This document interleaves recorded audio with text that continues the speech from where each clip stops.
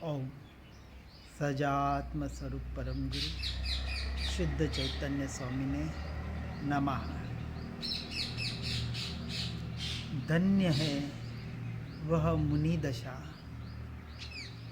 जहाँ अंदर जावे यानी अपने भीतर जावे तो स्वयं की अनुभूति का आनंद, ज्ञानानंद, और बाहर निकले तो सिर्फ और सिर्फ तत्व चिंतन, तत्व चर्चा, तत्वोपदेश आदि के आ जाने वाले विकल्पों को भी हेय मानकर अंदर अपने आत्म स्वरूप ने अपने ज्ञायक भाव में ही निरंतर स्थिरता करने वाले, उसका ही पुरुषार्थ करने वाले, निरंतर छठे सातवें गुणस्थानक में झोले खाने वाले ऐसे भावलिंगी मुनियों की दशा धन्य है। और सिर्फ धन्य के हमें चुप नहीं बैठना है, निरंतर आगे बढ़ने का हमें भी पुरुषार्थ करना है कि हम भी, हमारा ऐसा अपूर्व अवसर कब आएगा। ऐसी जो भावना भाता है और उसके अनुसार पुरुषार्थ करता है वही आगे बढ़ सकता है। मात्र अच्छा लगता है, भावना भा लेते हैं और चुपचाप बैठ जाते हैं, वह कभी जीवन में आगे बढ़ नहीं पाते हैं। इसलिए सही स्वरूप को, सत्य स्वरूप को अब समझा है तो समझ के चुपचाप मत बैठो, निरंतर आगे आगे आगे बढ़ने का, यानी कि सर्वसंग परित्याग करके एकांत में जाके सत्संगियों के संग रह के ज़्यादा से ज़्यादा अपने स्वरूप में रहने का पुरुषार्थ हमें करना है। और साथ में परिशहों को भी सहन करने का पुरुषार्थ करना है।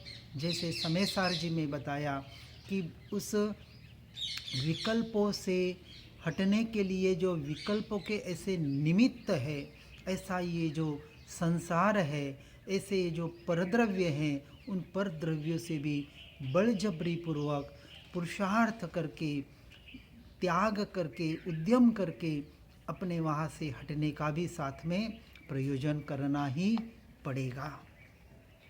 जैसे वैद्य विभिन्न रोगियों की प्रकृति, परिस्थिति, आयु आदि अलग होने के कारण एक ही रोग होने पर विभिन्न औषधियाँ देता है, वैसे ही अनेकों जीवों के भाव, उदय, अनुयोगों की शैलियों से उपदेश दिया जाता है, परंतु चारों अनुयोगों का प्रयोजन एक ही है। प्रयोजन कहीं अलग अलग नहीं है। कर्णानुयोग में ऐसे नहीं बताया कि सिर्फ क्रिया करने से धर्म हो जाएगा।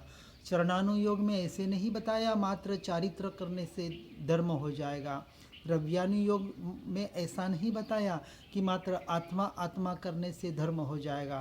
और प्रथमानुयोग में ऐसा नहीं बताया कि मात्र कहानियाँ और उनके चारित्र पढ़कर सुनकर धर्म हो जाएगा।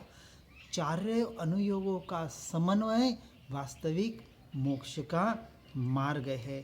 इसलिए जहाँ जहाँ प्रथमानुयोग एवं चरणानुयोग में भी जहाँ मुख्यतया कषाय घटाने का उपदेश दिया, वहाँ भी धर्म धारण होने की पात्रता उत्पन्न कराना है।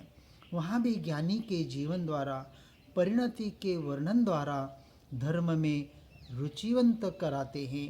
इसलिए मात्र उसे सुनकर कोई मंद कषाय में ही धर्म मानकर अटक जावे तो पुण्य बांधकर भले स्वर्ग चले जावे, परंतु भव भ्रमण का अंत नहीं आता। मुक्ति मार्ग तो पुण्य पाप के स्वरूप को यथार्थ समझकर उनसे भिन्न स्वभाव का आश्रय होने पर ही प्रारंभ होता है। इसलिए वास्तविक मोक्ष मार्ग को समझकर उसमें ही निरंतर आगे बढ़ने का हमें पुरुषार्थ करना है।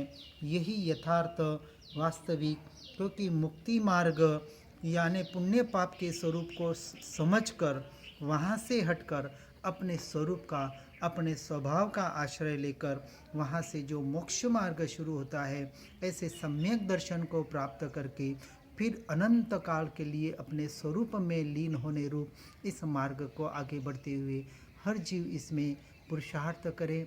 इसी भावना के साथ ओम नमः।